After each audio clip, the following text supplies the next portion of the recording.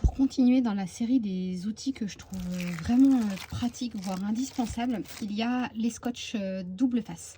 Alors j'en ai en plusieurs épaisseurs. J'ai du 3 mm, du 4-5 mm et du 12 mm.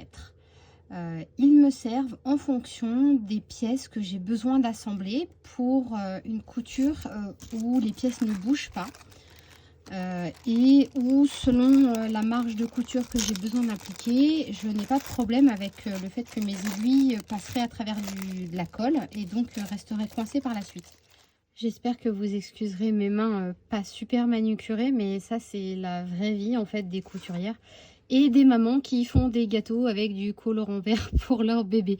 Voilà, donc le scotch par exemple, le 3 mm, 2,5-3, il se présente comme ça, donc il est rouge, il est transparent, on le décolle et on le pose.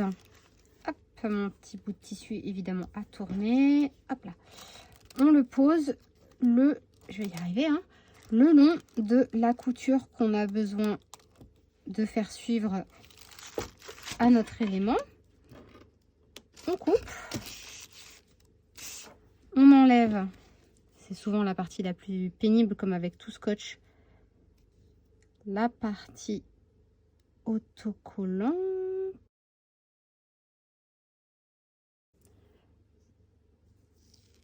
La partie rouge, il reste une partie qui est transparente et on peut du coup replier notre tissu. Alors en l'occurrence, ça c'est une chute de vinyle que j'ai récupérée dans une benne d'un magasin de tissus qui allait les jeter.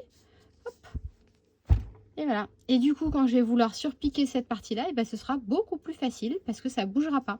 Et ça marche encore mieux, enfin tout aussi bien, mais c'est tout encore plus pratique avec les fermetures éclairs.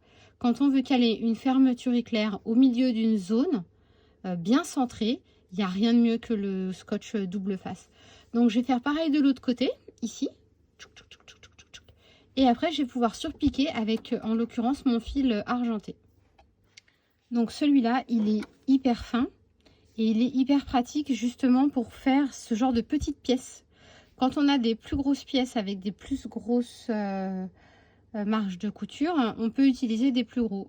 En l'occurrence, moi, le 12 mm, il me sert uniquement pour maintenir les pièces intérieures et extérieures des portefeuilles zippés sur 3 côtés que je propose dans ma boutique. Donc, je me mets ici, je m'aligne avec mon petit cran central ici qui me permet de savoir que je suis à 3 mm. Hop. Et je peux commencer à coudre.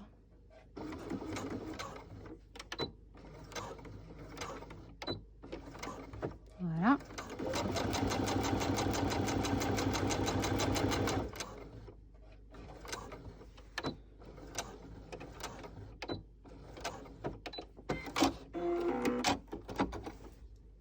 Et voilà. Et du coup, j'ai un résultat qui est impeccable parce que ma pièce n'a pas bougé. Et voilà, résultat final.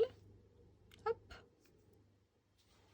Je vais pouvoir l'enrouler autour d'un anneau D et j'ai ma petite attache de sangle.